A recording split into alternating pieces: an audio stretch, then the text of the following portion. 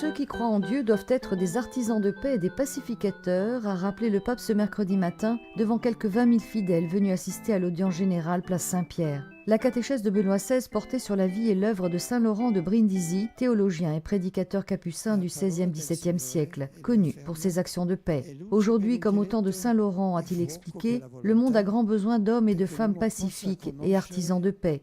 Le saint capucin invitait tout le monde à une vie en cohérence avec la foi professée, a poursuivi le pape, mais aujourd'hui la nouvelle évangélisation aussi a besoin d'apôtres bien préparés, vaillants et courageux pour que la lumière et la beauté de l'évangile l'emportent sur les orientations culturelles du relativisme éthique et de l'indifférence religieuse et qu'elle transforme les divers modes de pensée et d'action en un authentique humanisme chrétien.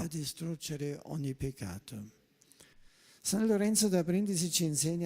Laurent de Brindisi nous apprend à aimer les Saintes Écritures, à grandir dans notre familiarité avec elles, à cultiver quotidiennement notre relation d'amitié avec le Seigneur par la prière, pour que chacune de nos actions, chacune de nos activités commence et s'accomplisse en lui.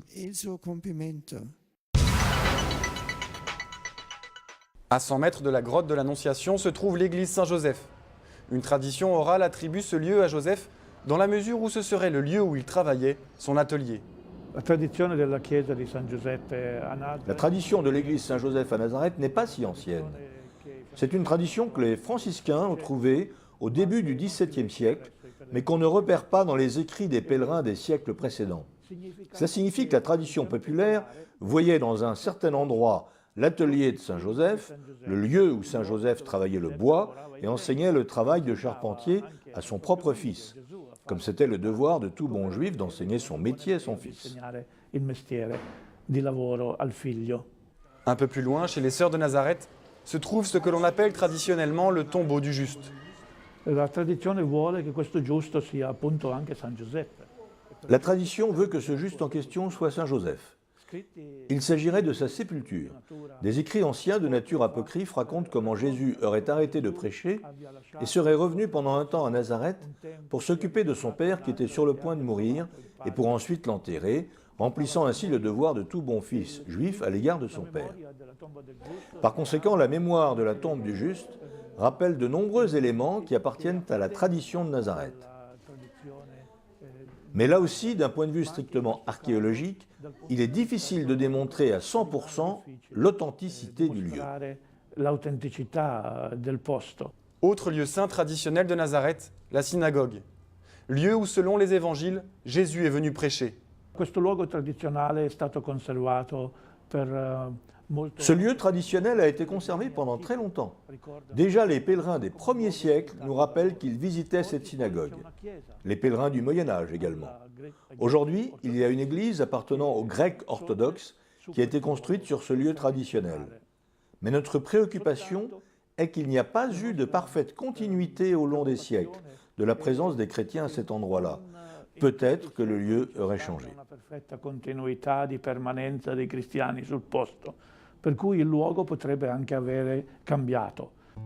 Au centre de ce quadrilatère, entre le lieu où Jésus habitait, c'est-à-dire la grotte de l'Annonciation, le lieu où il allait travailler, c'est-à-dire l'atelier de Joseph, le lieu où il priait, c'est-à-dire la synagogue, et le lieu où il a enterré Joseph, c'est-à-dire le tombeau du juste, on a la maison qui a été retrouvée au Centre international Marie de Nazareth. On peut imaginer que c'est la maison de la famille d'Alphée ou de Jacques et Jude. En tout cas, c'est certainement des proches parents ou des gens connaissance de Jésus. Et ce qui est très fort, c'est que les pierres qu'on a exhumées, là, qu'on a ressorties, elles sont de la période de Jésus et elles étaient situées à 50 mètres de l'endroit où il habitait, entre 50 et 100 mètres. Donc, quand vous passez 30 ans ou 20 ans à un endroit, si on compte la fuite en Égypte et tout, si vous passez 20 ans à un endroit, vous ne pouvez pas ignorer ou avoir vu maintes et maintes fois la maison qui est située à 50 mètres. Donc c'est très émouvant de voir que ces pierres-là ont été vues, sans doute touchées par Jésus, et par Marie et par Joseph.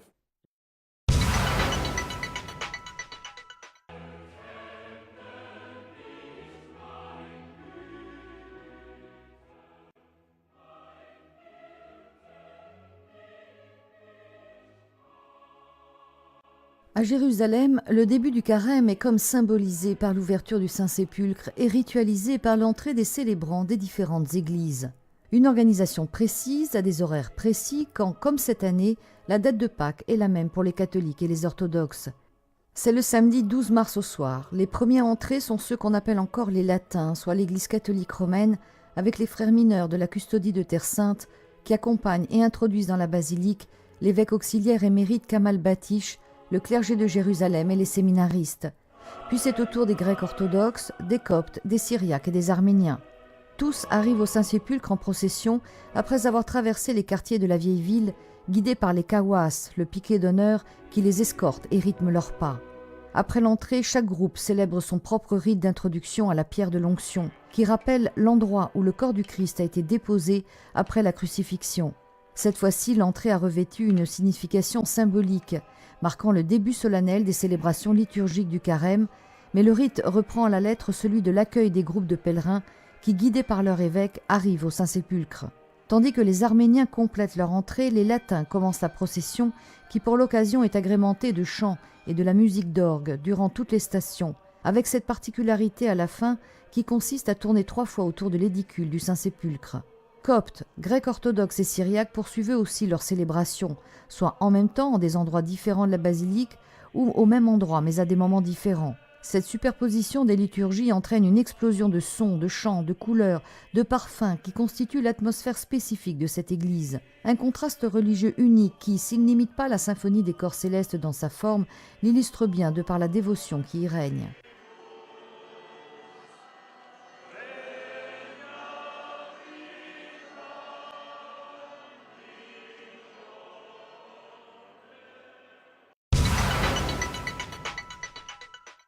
Bonjour, l'actualité au Vatican ces derniers jours est bien sûr très fortement marquée par l'actualité mondiale, très lourde ces temps-ci. Tremblement de terre, tsunami, menace nucléaire au Japon. Benoît XVI a relevé la semaine passée combien le peuple nippon était courageux face au drame qui les touche.